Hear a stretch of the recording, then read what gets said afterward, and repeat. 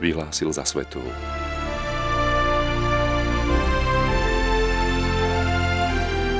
Doba, v ktorej svätá Alžbeta žila, bola doba ľudí na pokraji života, ľudí v obrovskej núdzi, ľudí chorých, ľudí nešťastných a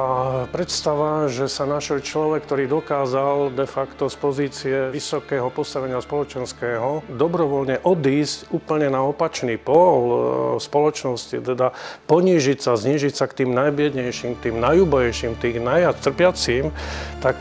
toto je skutočne vec, ktorá oslovuje, myslím si, každého citlivého človeka a je to aj cesta, ako prekonať vlastný osobný egoizmus.